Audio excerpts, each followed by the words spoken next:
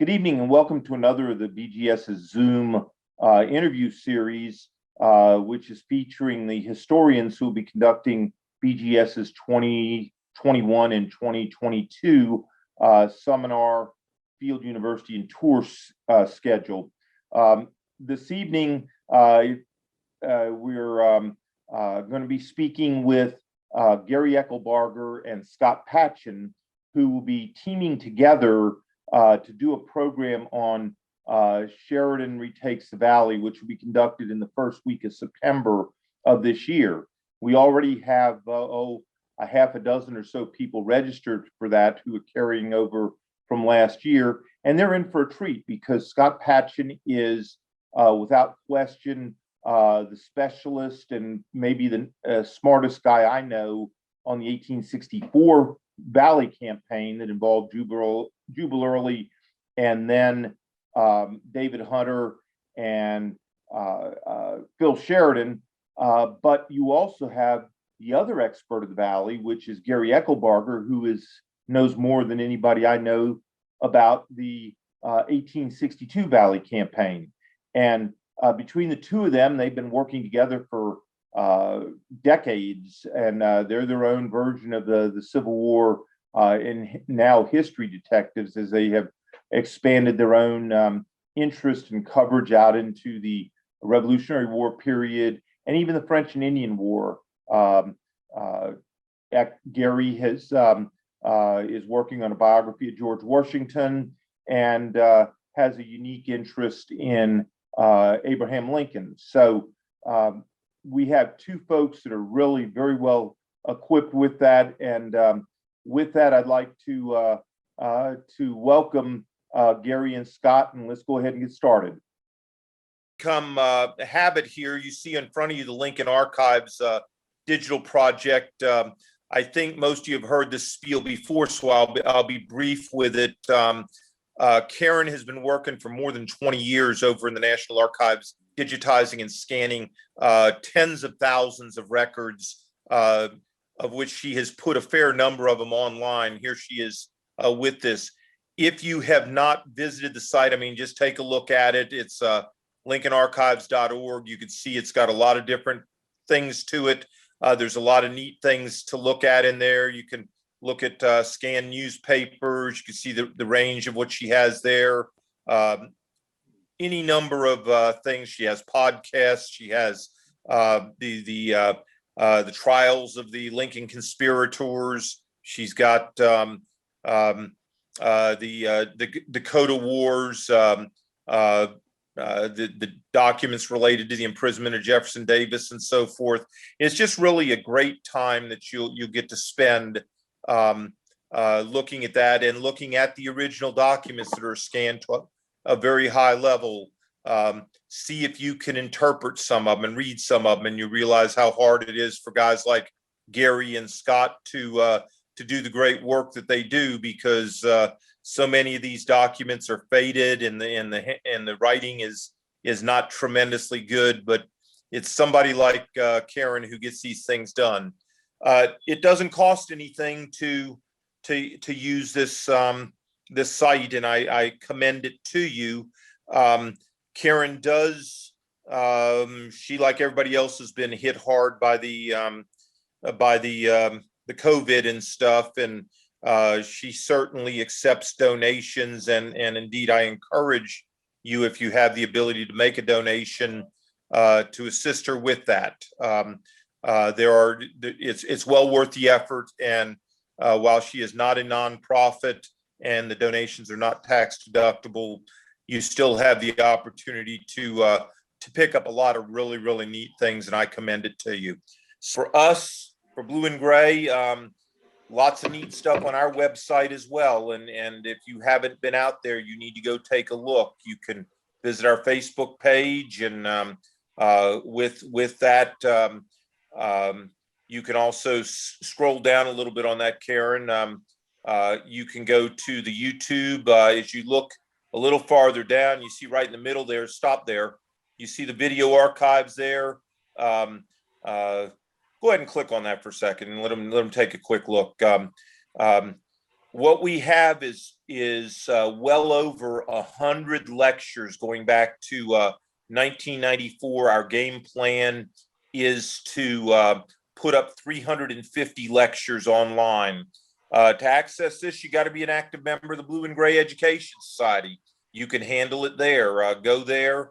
As you click in the middle of that, there's about I do about a 7-minute introduction to what the archives are and what they aren't.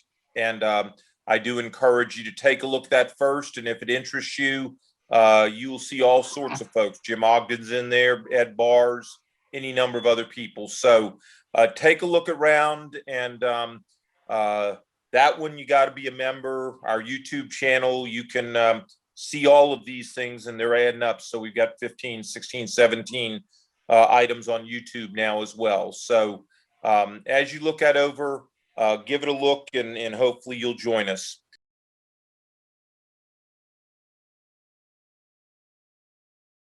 Well, folks, I think most of you know Gary and Scott, but before we actually get into the hard interview, Gary, tell the folks a little something about what you do and how did you get interested in the Shenandoah Valley?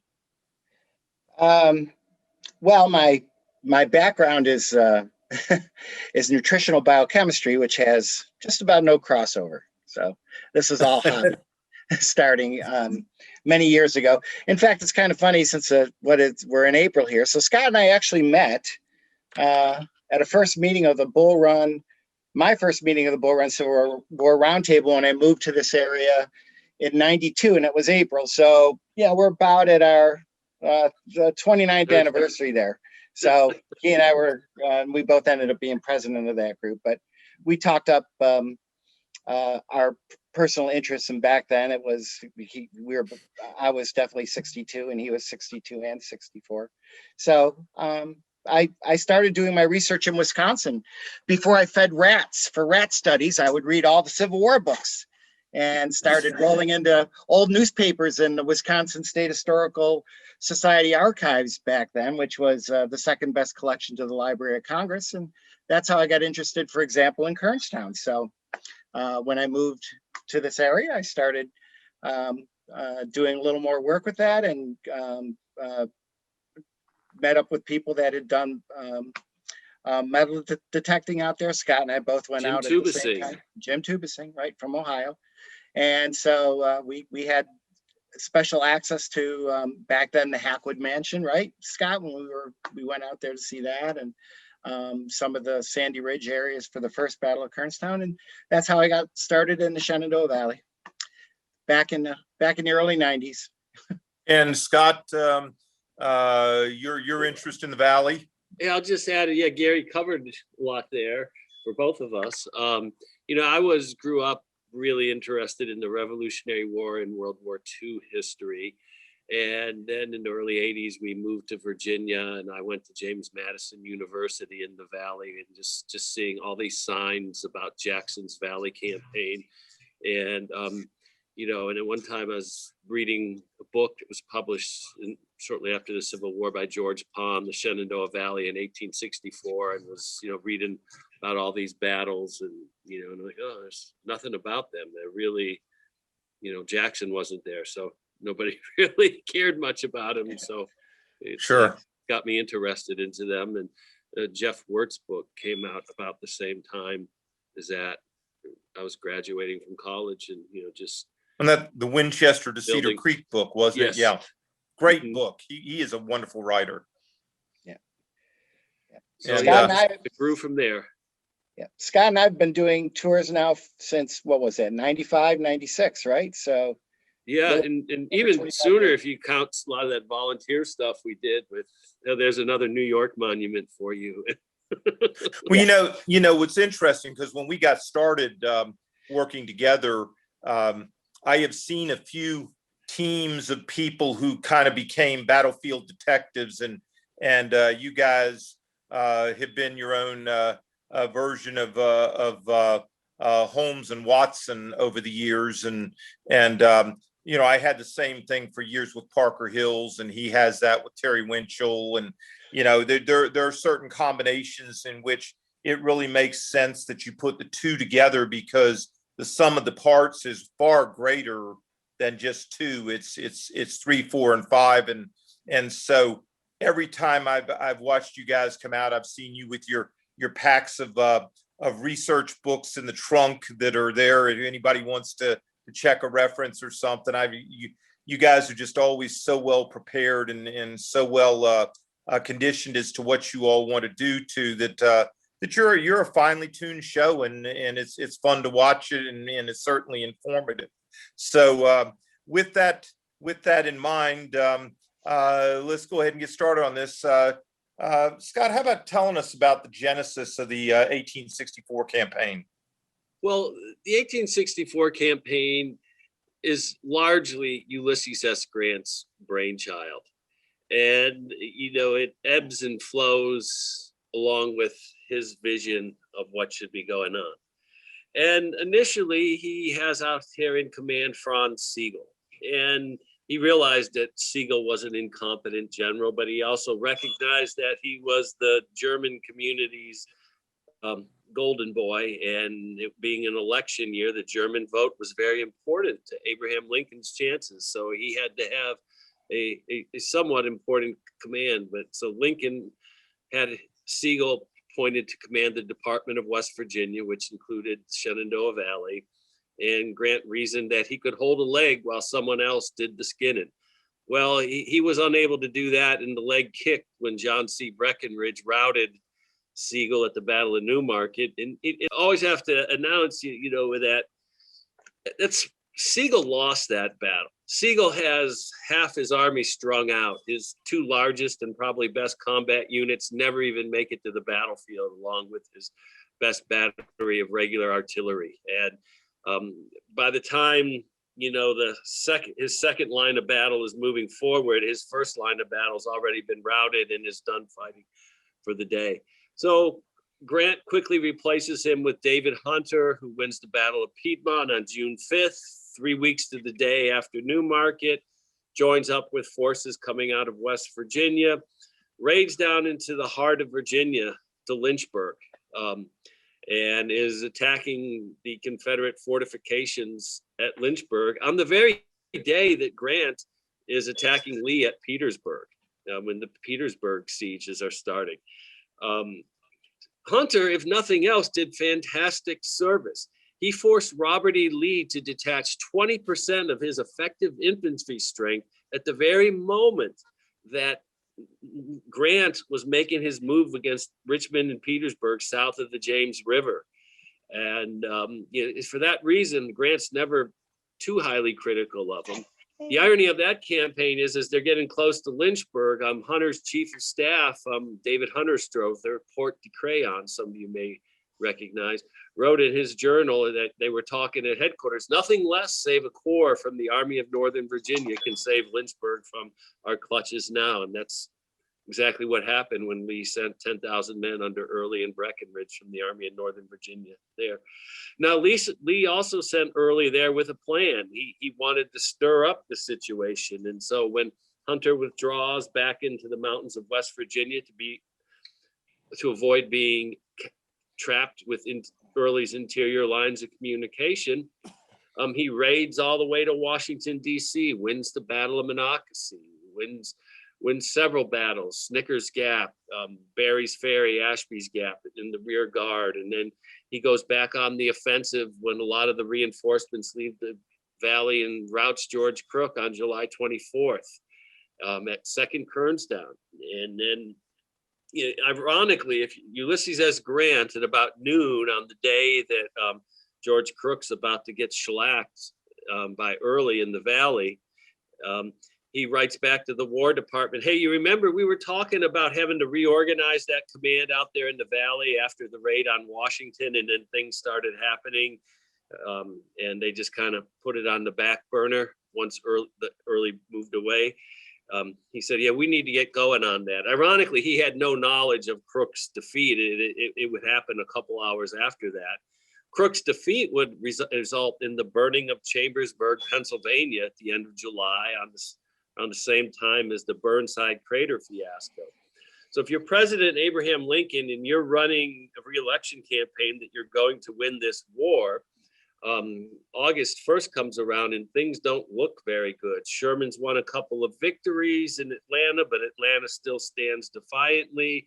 The Shenandoah Valley is an embarrassment to the Union cause. I mean, as Captain Henry Clay, the grandson of the great Captain James Clay, the grandson of Senator Henry Clay, wrote home when they were outside of Washington. He says, "We're a damn sight closer to the Yankee capital than they have ever been to ours."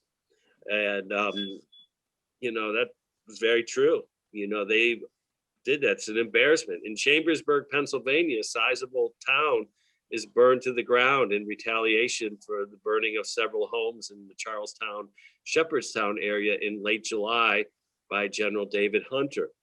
So things aren't looking good. And so initially, Grant's going to send Sheridan out there with the 6th Corps and the cavalry and the 19th Army Corps, which is a total force. They're not all going to get there at once. They'll all be there by the end of August. But ultimately, Grant sends his best combat commander, Sheridan, and 30,000 men to join Crook, who is down, he's going to be down to about 6,000 men. It realizes here. Now, the Confederates, they're going to have about 21,000 tops with all the reinforcements that Lee will have out there for about a month under George Anderson and Kershaw. But Grant is watching this very carefully. Now, he initially envisioned that Sheridan would not have full command. David Hunter was the department commander, and he gave explicit orders that when General Hunter's in the field, Sheridan's role is to command the cavalry from the Army of the Potomac and the 6th Army Corps. It was supposed to be kind of a strike force for Sheridan. However, Hunter realized that perhaps this task was beyond him, but he clearly wrote in his thing that, he recognized that him being there, that he understood that Sheridan was really the man Grant wanted. And so he stepped aside there, and Grant complimented on his patriotism.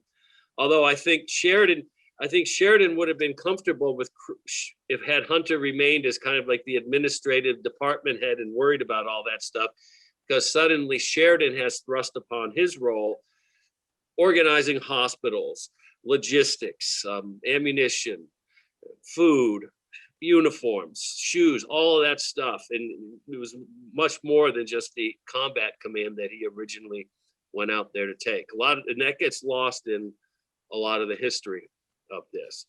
So Sheridan starts off well, and about the middle of August, he's got Early penned up down at Fisher's Hill. Now, Sheridan's force is only about 25,000 men strong at this point, and Early has about 15,000, but there's 6,000 men coming from the east side of the Blue Ridge under George Anderson. And Grant knows that there's a force coming of 2 divisions. One of the great errors that Ulysses S. Grant is going to continually make throughout 1864 and for the rest of the war is he fails to understand that the Army of Northern Virginia is not recouping the losses from the overland campaign. Grant's got an endless supply of manpower, or not figuratively speaking. And the Confederacy's at the bottom of the barrel in 1864. And when they're putting together their estimates, I've looked in the archives and some newspaper reports from some of the generals of how they're doing this. They're literally counting regiments. And they'll tell us about Jubal Early and how do you view his performance in the Valley during the campaign of the summer of 64?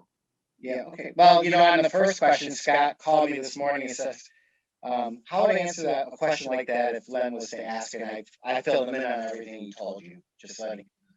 Okay. Well, again, what was the question on Early? Give us some thoughts about his performance in the Valley during the summer of 64 before Sheridan. Okay, Scott went over the general details of what he did and accomplished, but I guess a good role for me would be to compare him to what it was going on with Jackson, Stonewall Jackson. If you compare the two, as devoted to the '62 campaign as I am, I'm not a fool. I'm looking at what Early accomplished, and it was certainly much more than what Stonewall Jackson accomplished. No fault of Jackson's at that time, but Early, from the moment that he gets appointed and is out there, he's the guy that really is made for that role. And if you think about it, he was there the year before as a division commander under Deuel, so he understands the area. He performed a good shock troop flank attack at the Second Battle of Winchester, so he had some familiarity with what we call the lower northern valley today. And he gets to Lynchburg just at the right time. A little assist from David Hunter to pull back when he did, but it leaves the valley open for Early, and he takes advantage of it. So from Lynchburg to Harper's Ferry, that's roughly 200 miles, and then over to Fort Stevens, the gates of Washington, that's another 80 or so, and then back to Winchester. You add up the miles, and this foot cavalry under Early was for the period of time they were marching in that period from June 18th, let's say, to September 18th, that 3-month period, generally pretty active. They certainly logged, I think, more miles than Jackson's foot cavalry did. And he certainly, where Jackson was a threat to invade the North and to threaten Washington, Jubal Early literally did it by pulling his men out of the valley, heading through Maryland, winning the Battle of Monocacy, and then reaching Fort Stevens before he's finally turned back and heads back to the valley, where he wins again, right? Cool Springs. Sure. Second battle. So he is just racking up success after success, much like Jackson did in '62. But these are bigger contests. I mean, '64 and '62 have some crossover because you have some of the same men fighting, but it's a whole different war at the stage. So the ramifications are greater at certain points of this campaign. I think overall, I think '62 could have greater ramifications from start to finish, but you certainly can't overlook what's going on here with Early. So I think he is the perfect person for the job. Robert E. Lee made a gutsy call to dispatch him and 20% of the army, but I can't think of a better commander to have been sent out there. Now, is he the ideal people person that deals with his subordinates well? No, but more people are like Stonewall Jackson and Jubal Early than Robert E. Lee on the Confederate side when it comes to their relationship with subordinates, which obviously will hamper Early and his success throughout parts of that campaign. But I think there's no question that he was superlative in the type of force he had and what he was able to accomplish. I remember the movie The Alamo with John Wayne, and you remember early in the movie when Sam Houston comes riding through and Bowie's drunk and in the back, and Sam Houston comes in and there's William Travis, and he says, "I've never been able to like you, Travis, but you're one of the few people I would trust with the life of Texas. And it may be that that life rests in your hands now." I feel that way about Phil Sheridan. I think Sheridan is a sociopath. I hate his guts, but it seems, in retrospect, because of how he wraps up, and he is involved in the wrap up of the war in Five Forks and Dinwiddie Courthouse and so forth, and even out towards Appomattox. It just seems logical today in hindsight that Sheridan would have been the choice for Grant in the Valley. But in 1864, at the time he was selected, was he really, or was this a risk? Len, it was definitely a risk and a gamble on the part of Grant, which I'll get into some background on that. But it was more that I think Grant saw some determination and combativeness in him that he felt he needed. And he also felt that he was somebody he could rely on to carry out his wishes. But if you really look, Sheridan basically fought 4 big battles as an infantry division commander before he came east to take over the cavalry corps. He commanded a cavalry regiment and a small brigade, did quite well. out in the Battle of Boonville in Mississippi for a few months in 1862, when that famous telegraph by Rosecrans, good brigadiers are scarce, brigadiers scarce, good ones scarcer, Sheridan is worth his weight in gold. The undersigned respectfully request his promotion, and he gets bumped up to a division commander. Technically never served under Grant. He's does pretty well, for what he was engaged at. Perryville does help a job, probably made his reputation at the Battle of Stones River, him and Joshua Sill being the only ones ready there to resist that attack that morning. Chickamauga, he's caught up in the mess there. His division was in transit behind the lines and got caught up in a lot of confusion. That it's at Chattanooga where Grant sees a lot of guys charge up Missionary Ridge and be successful. But what was it that Sheridan did? Sheridan was frantically trying to push his men down the other side. Didn't succeed in doing that, but it was what Grant saw was a guy trying to go for the jugular, a guy that wasn't content just to take the ridge, but to push on and, for the ultimate victory. And he comes in and he makes a big splash as the cavalry commander. Obviously, he doesn't see eye to eye with Meade. And, Grant sends him off on the famous Yellow Tavern raid where Stewart's killed and Sheridan wins the big cavalry victory for the Union cause there.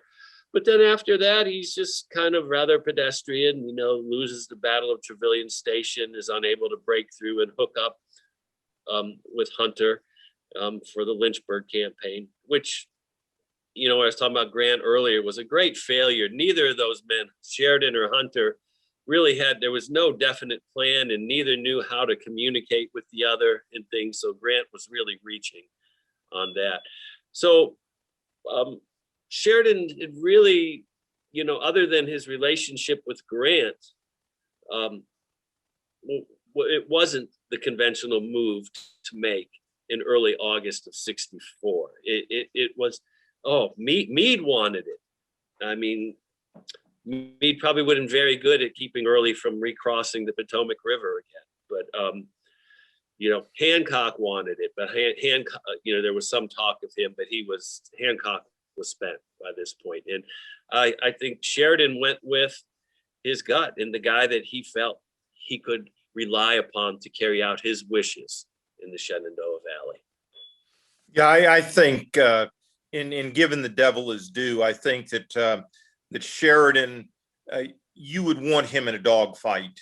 He's the sort of guy that you'd take out of the bar with you, and he wouldn't hit the ground that he wasn't swinging when he went down, and I think you have to give Sheridan that credit for doing that. The interesting side, you make a good point because you compare Sheridan to you look at his infantry command, which is most of what his Civil War experience has been. And then Grant drafts him and brings him east with him to get him involved with the cavalry and stuff. But the thing that fascinates me with 64 and, I think it's happenstance, but cavalry really seems to come out of the woodwork. There's a lot of cavalry actions in this campaign, Tom's Brook, places like that, and the cavalry is always in a position to exercise some shock value and stuff. Would you tell us a little bit, Scott? Tell us a little bit about the evolution of Union cavalry in the 1864 campaign compared to what it was before this. Out there in the valley, let's face it, that both sides, it was the second team, and especially in terms of the cavalry on both sides at Newmarket, Piedmont, and Lynchburg, the resources just weren't put into those units on both sides. That said, the Confederate cavalry generally got the upper hand in a lot of these engagements in the first half of the summer. And Newmarket and Piedmont campaigns, and they were numerically superior. Before Sheridan comes out there at the Second Battle of Kernstown, Early's got 5,000 cavalry / mounted infantry in his command, and Crook had a little over 3,000, and led by Averell and Duffier, weren't very confident. But Sheridan comes out there with these two divisions under Wesley Merritt and Harry Wilson under the combined command of Alfred Torbert. And what he does then is he takes these two Valley Cavalry divisions and takes the best units in them and puts them all under William Woods Averell, who was the best commander from that district. Very early on in the campaign, Grant recommended that he get rid of Averell back in August, but Sheridan would keep him around for another month. But it's these two cavalry divisions from the Army of the Potomac. And, it's almost one of the reasons they get sent out there is there was a lot of uncertainty of the troops that were coming out there with Anderson. They thought there were two cavalry divisions, and actually Wade Hampton's division was originally being sent with Fitzhugh Lee and Kershaw under Anderson. Ultimately, because of Grant's actions in the Richmond-Petersburg front, they recalled they recalled Wade Hampton's division. The artillery had already been put on trains and started to head out towards Culpeper. But they recall it. So Sheridan then is going to have an advantage of about 9,000 to 4,500, 5,000 men on the Confederates' tops. And one of the things is Sheridan has a resupply of horse flesh. And most of you guys are probably familiar with, when Confederate soldiers, they provided their own horses. And so and Sheridan just wore the Confederate cavalry out on a daily basis. His cavalry is also going to start fighting every day. At one point where I got cut off, Grant had warned Sheridan that all these reinforcements were coming to the Confederates. So Sheridan starts falling back to Harper's Ferry. And essentially Sheridan is going to go in a defensive mode. And he's under strict orders from Grant to stay on the defensive and avoid any embarrassments until Early starts detaching troops back to Richmond. As I was talking about how the Union troops had overestimated Confederate strength, they thought he had 30,000 infantrymen with all of the Confederate reinforcements that had come out there. And they thought George Pickett was there for a while. And Sheridan actually is the one that's sending back, hey, we've got no evidence on the ground here. How did he get that evidence? That cavalry was out there every day attacking Union Confederate picket lines. They're going to be going toe to toe with Confederate infantry on August 16th at the Battle of Front Royal, Second Battle of Front Royal or Guard Hill. Sheridan's cavalry under George Custer and Thomas Devon, combined under the division commander Wesley Merritt, routes two brigades of cavalry and a brigade of Confederate infantry, inflicting nearly 600 casualties as Dick Anderson was attempting. That was Dick Anderson's rude introduction to the 1864 Valley campaign.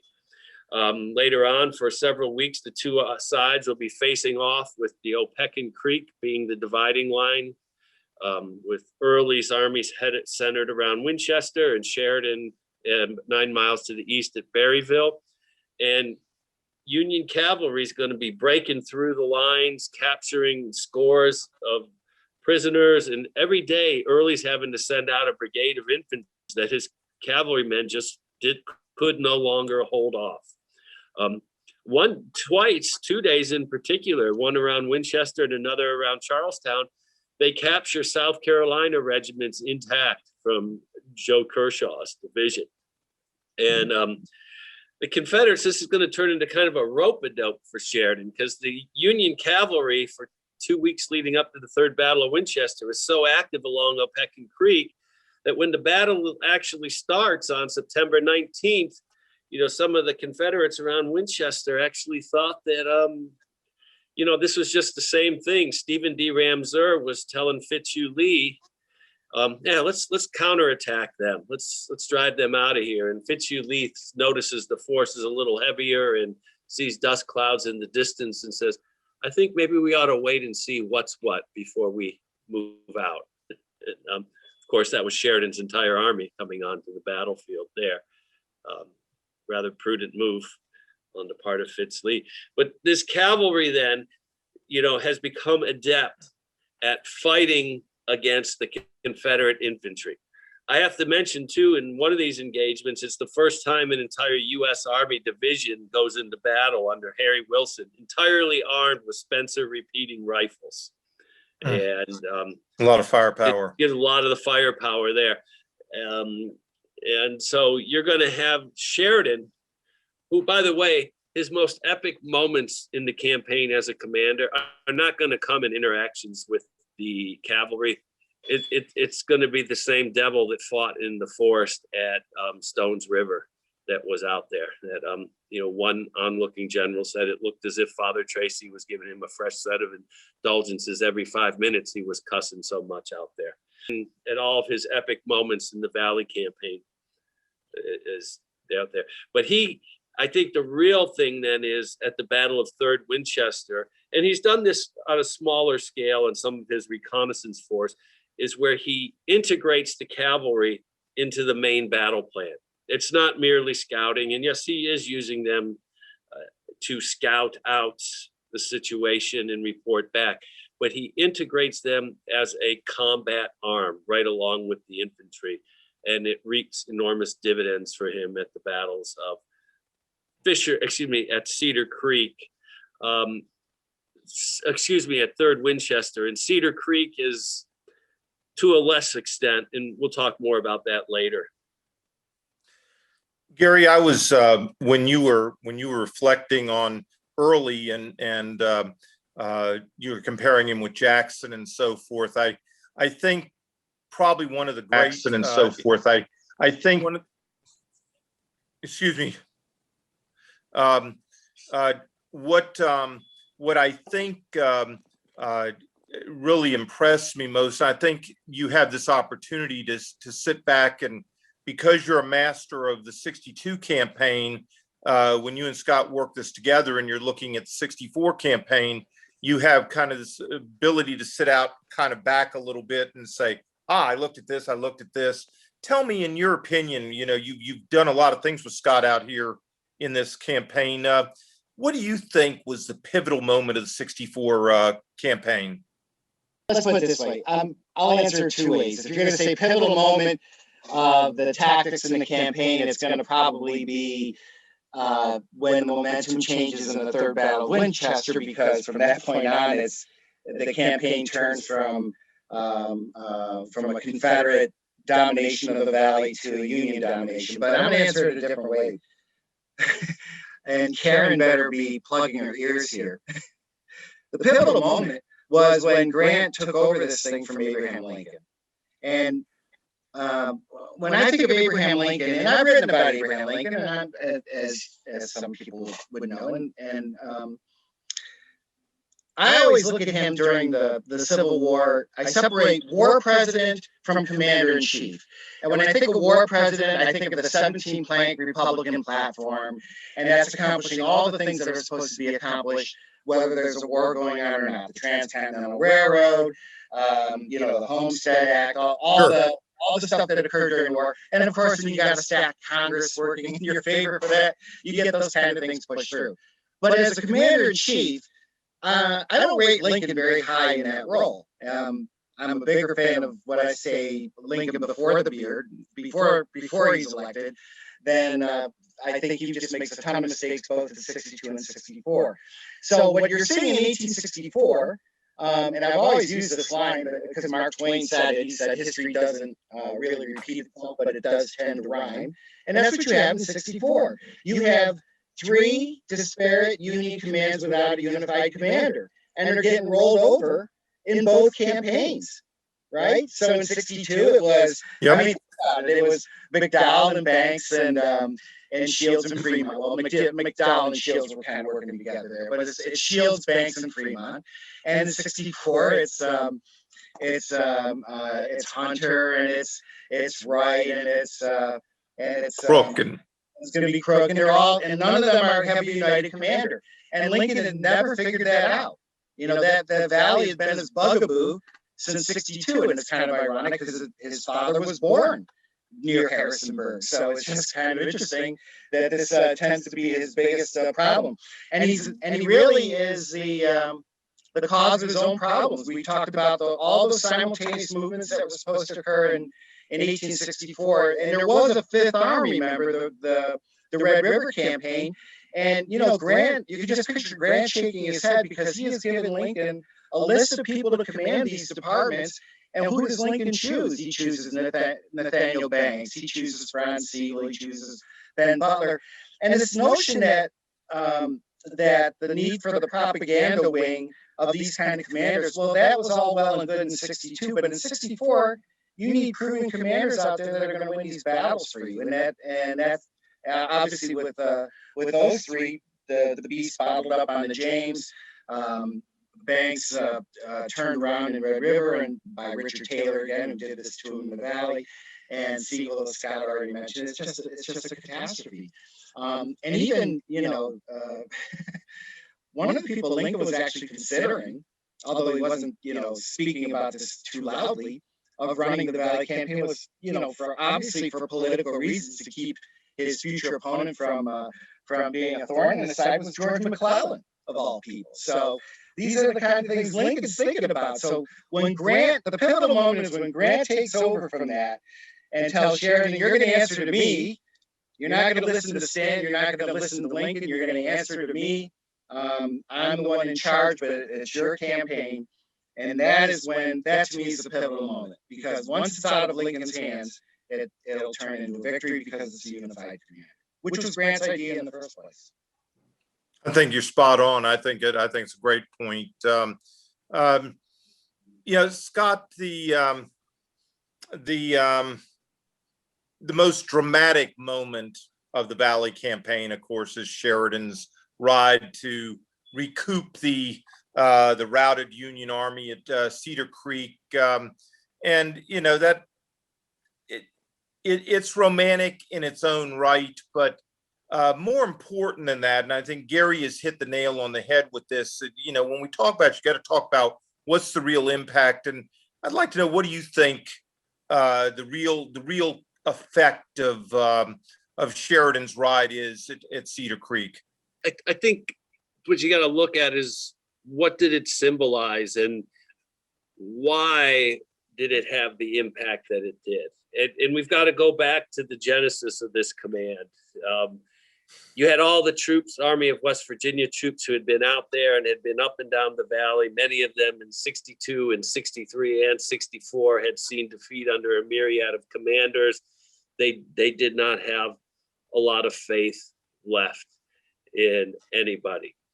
When you had the 6th Army Corps, it's probably the least bled out corps in the Army of the Potomac when you look at the losses it had taken, in 63 and 64, the 2nd Corps, 5th Corps compared to them, it was, but the men were jaded. One Vermont soldier wrote, when McClellan left, they took a pledge. They were never going to cheer for an army commander. They were done. They weren't all that impressed with what they had seen in Grant and the Overland. And then you kind of had the soldiers of the 19th Corps, some of the 6th Corps and Army of West Virginia veterans thought they were kind of bandbox soldiers because they hadn't seen as much hard service as the other two, especially the 6th Corps and the Cavalry had seen going toe-to-toe with the Army of Northern Virginia for several years. And but they were technically, there weren't a lot of conscripts and draftees in the 19th Corps. But anyway, all of these troops, even them, they'd seen a lot of setbacks in the Red River campaign and things. So they all come together under Sheridan. And what they see in August, even though it's kind of a back and forth campaign, they see a steady hand. They see a man that on a limited basis is giving out little whippings here and there to small Confederate forces. And as one of them wrote home, the men can sense these things. And Colonel James Comley, 23rd Ohio, which was originally Rutherford B. Hayes's regiment, wrote home and noted in his journal how the men feel confidence and they're gaining. They can sense that that things are better, and they see that in a lot of the skirmishes and things that are going on. And then the third Battle of Winchester is in the midst of the middle field, where the 19th Corps and the 6th Corps probably lost 3,000 men in the initial fighting there. Many of the officer corps of especially the 19th Corps, were whipped. And when Sheridan's riding along that battle line, he rides up to Emory, and Emory tells him and says, my men are dead. We're whipped. My dead are everywhere. Look at this field. Emory had never seen anything like this. I mean, this was a major, and he's talking about covering retreats and things. And Sheridan's like, retreat hell. I've got Crook coming up here with 8,000 men, and we're going to whip the hell out of these fellas as they haven't been whipped yet. And General William Dwight, the 19th Army Corps commander, division commander on that sector, that just noted the electricity. And then one of the staff officers who kept the journal just noted the energy that Sheridan brought there and how his presence changed that. And then what he's going to do in the thickest of his final attack, he's going to ride from the right flank where the Army of West Virginia under Crook goes in, and he's going to ride southward to the Berryville Pike along the 6th Corps lines. And anytime that battle line starts stalling, it's almost if by magic Sheridan appears amongst the men. One Pennsylvanian noted that he was there and urging the men forward. And he said at one point, he said, and he was smiling the whole time, cannonballs exploding all around him and getting those men forward. It's interesting when he gets down to the far left where the 6th Corps commander Wright is and his division commander Getty, he doesn't ride up from behind them. He's literally out on the skirmish line, and he rides back through the battle lines to go meet with those guys.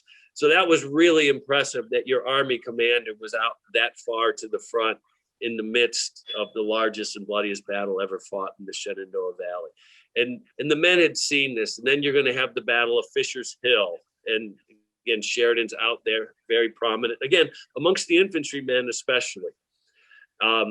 So all of this serves as a confidence that the men have gained in themselves as well as Sheridan. And when they heard that Sheridan wasn't there at Cedar Creek, and then he comes storming back down the pike. Again, Sheridan was a short guy, but he had little legs. He was, they said he looked great in the saddle from the waist up, really filled out and cut a splendid vision. So when this man comes back and he tells them, we're going to make coffee out of Cedar Creek tonight, they believed him. It wasn't just an emotional thing of the moment. It was, 2 months of combat and experience with this guy that when he says something, he means it and he follows through on it.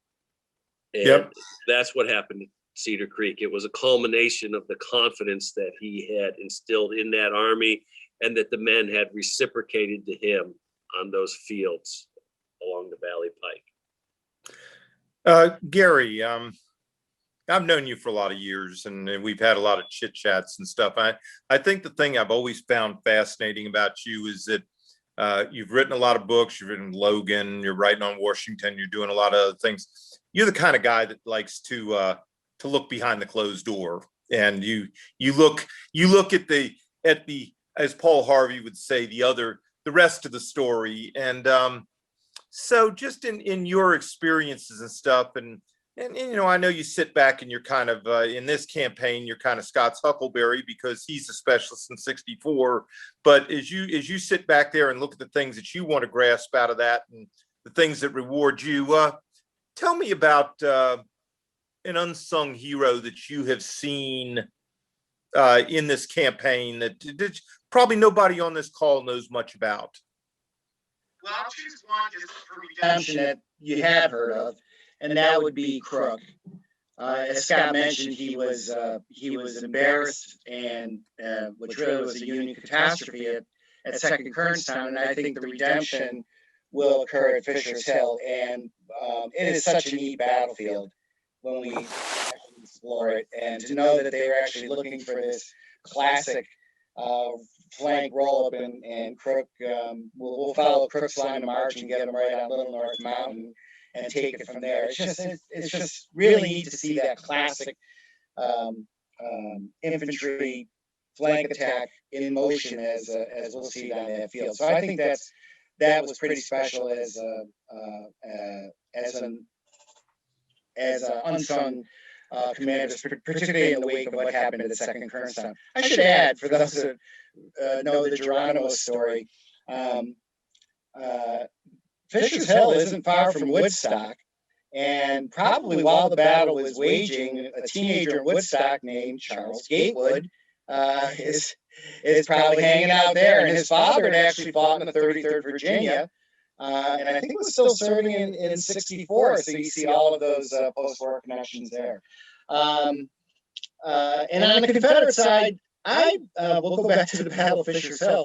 The unsung hero there. This is one of your great what ifs, and Scott and I we'll try to get to the side. It's a long distance to go, but it would be to see where this little skeleton crew of two small brigades and artillery under Munford, Colonel Thomas Munford, in the Luray Valley, are going to hold back Torbert's 5,000 cavalry division and a lot of nice shiny artillery that was supposed to push through the Luray Valley and cut off Early's retreat. And if that had happened, the campaign could have ended September 23rd, late September 22nd.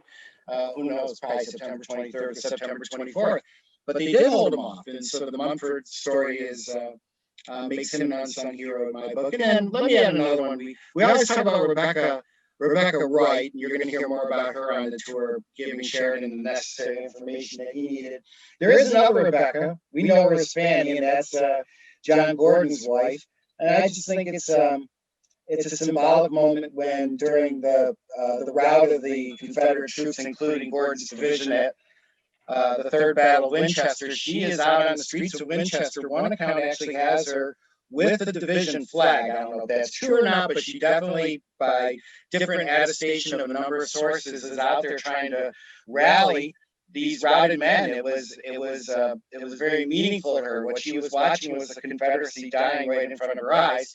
And, as it turns out, she probably was able to rally up to about 200 people, sends them back to the field where they get routed again. But I will call her one of the heroines, the unsung heroines, because she certainly risked herself to go out there as artillery is screaming down the streets. And she is, you just picture that scene where she sees this rout occurring in front of her eyes. And it's something that was disgusting to her, and something that she was personally trying to turn around by herself. Hey, Scott, I've gone through one of the neat phrases I've heard is about how a person goes from hero to zero. And we talked about Jubal Early and his opportunity in the Shenandoah Summer, that great book that you wrote of Early and his ascendancy and stuff. And he doesn't finish very well, and he certainly, at the end of the war, of course, he can't even get a corps commander. The old man Lee just says, "Hey, I don't have any place for you. I don't need you back because you've destroyed your army at Waynesboro," and so forth. You've looked at Cedar Creek carefully.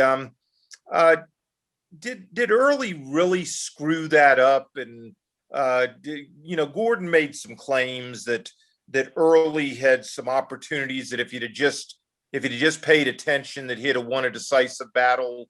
Is that all, in your view, is that just a bunch of poppycock, or is there some substance to it?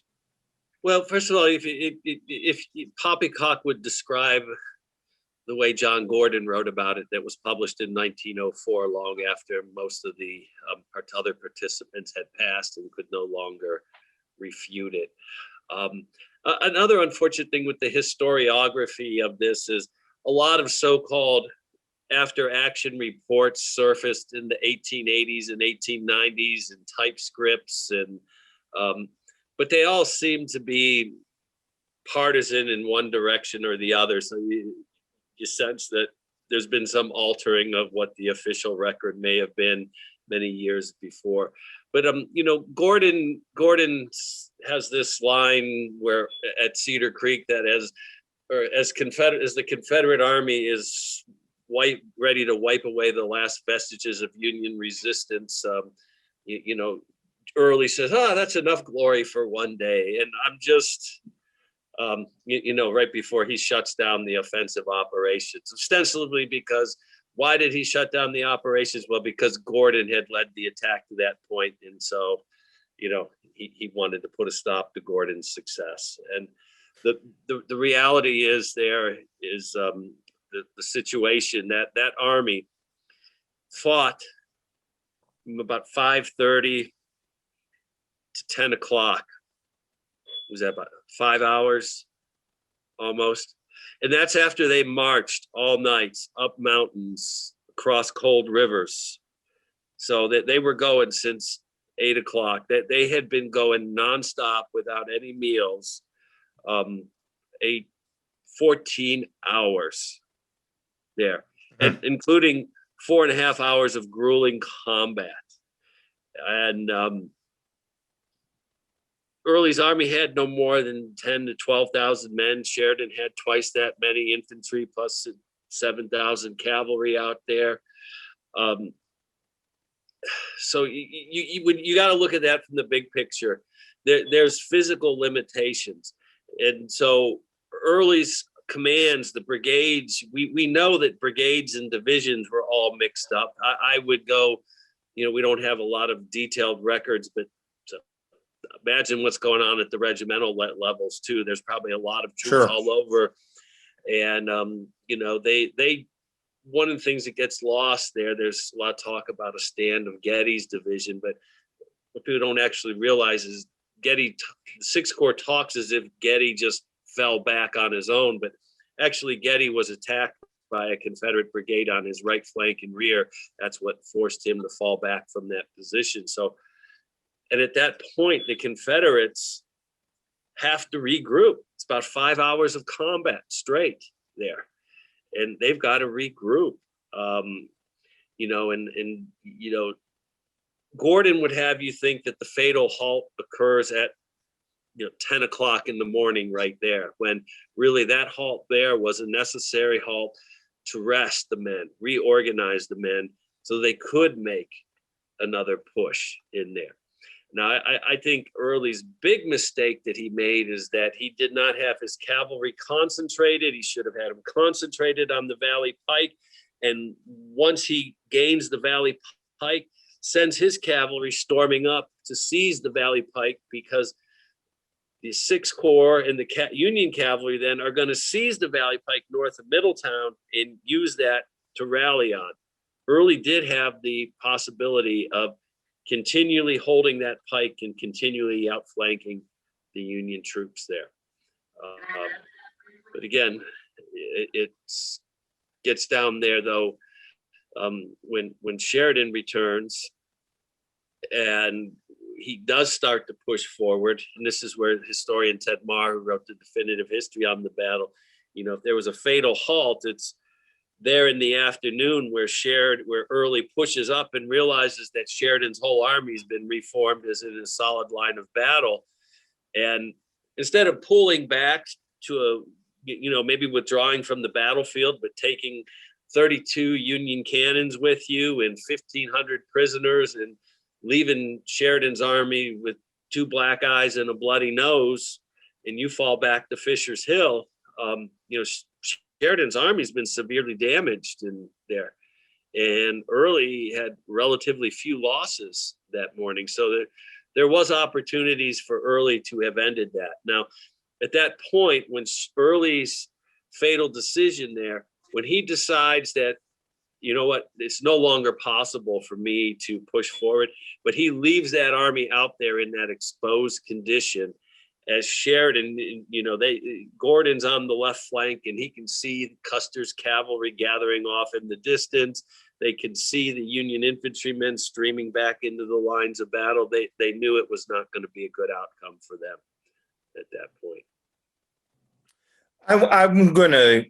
I want to ask one more question. I want each of you to answer this as we wrap up. Each of you will have a different perspective, I think, on this. So, Gary, I'm going to ask you first. What do you believe the overall impact of the 64 Valley campaign was on the war's outcome? As the critical one for the political influence of Lincoln's election. I think some of the state elections probably, I think, were held even the week before Cedar Creek. It could have had some impact there, but it all had to do with it was more of a the momentum change in the Valley was pretty symbolic of the momentum changing with Sherman's march to the sea. At the same time, when the Overland campaign is still stuck in that stalemate, all of this leading to Lincoln's reelection is key to knowing that the war is going to end with the end of Dixie. And Dixie is the South with slavery. That's going to be my definition of it. So Dixie's death will occur in that summer and fall of '64, despite the major two armies fighting to a stalemate around Petersburg. So it was these peripheral campaigns, and I have to put the Atlanta campaign and the March to the Sea in with this as well. Put both of them together, not so much separately on this. It's kind of ironic that the two peripheral campaigns probably had a greater impact on the outcome than the stalemate that was occurring between Grant and Meade and the Army of the Potomac versus Lee and the Army of Northern Virginia. You know, the thing that strikes me about this, and it's within the time frame, but it's outside really what we're going to do and stuff. But the thing that struck me about the great impact of this was the burning. I thought that this collateral responsibility that Sheridan had to go in and to burn the valley, so that, as they said, a bird flying over it would have to carry its own provender. I think that was a demonstration of the overawing might that the Federal Army had achieved by 1864. And when you see something like that and you realize that last means really of Virginia feeding her own is gone because of that, I think that presence, that strikes me as one of the really significant aspects of this. But Scott, I imagine you have a different perspective as well. What do you think the impact of this First of campaign all, is on the end? Jubal Early's extended the war significantly by his successes in the summer of '64. No question about that. Because of him, the war is not going to end in 1864. What he's forced, just look at it this way: Sheridan and the 6th Corps and the 19th Corps and all that cavalry being available when Grant's trying to do Globe Tavern, Weldon Railroad, People's Farm, and all that cavalry and the 6th Corps coming down on that flank. Lee's collapsing in August of 1864.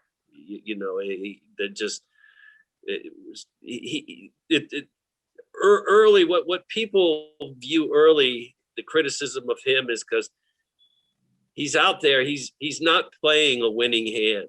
Okay, he's out there with nothing. It's a total bluff, and him and George Crook and Hunter's force, they were almost, Early had a slight advantage manpower wise, combat experience wise, significantly more. But the bluff is, and Grant went all in when he sent all those troops, 2 infantry corps and the cavalry corps under Sheridan, and sends them out there in August. He went all in, and none of those troops would return until around the holiday season in January of 1865 to the Richmond-Petersburg campaign. Now, the importance for the Union cause here, let's look at the history. The Union armies, the Potomac, and this is what this is, the cavalry and 6 Corps subunits of the Army of the Potomac largely. They won a defensive victory at Gettysburg and Bristow Station. Every time they thought they had been on the verge of routing the Army of Northern Virginia and driving it from the field, like at Wilderness and Spotsylvania, there was always some kind of counterattack that came and stopped them and, maintained the status quo in these drawn battles. But 3rd Winchester changed all that. And they routed Early's army. 4,000 of 15,000 men became prisoners. A couple days later, you can add another 1,500 on that. So Early loses a third of his army. But in terms of the impact there on the election, you've always had the Atlanta campaign, but what you needed is, if you're going to win this war, you got to beat Bobby Lee's army, and you got to win in Virginia. Ultimately, if you hadn't won out there, who knows what happens in the election, because that was a huge inspirational moment for the big Eastern states whose boys were fighting out there in the Valley. So it's very important, the criticality on that. And, it hammered home the ability of the Union forces in Virginia to do their part in winning the war. But again, overall, though, for that whole campaign, I think the biggest thing to come out of that was, Jubal Early extending the war out there by Grant buying in. Taking those resources away. So some great perspectives. Lee didn't have to deal with them. Well, folks, we have come to the end of our RUP. It's just a few minutes after 9 o'clock. As I promised, we finish at 9.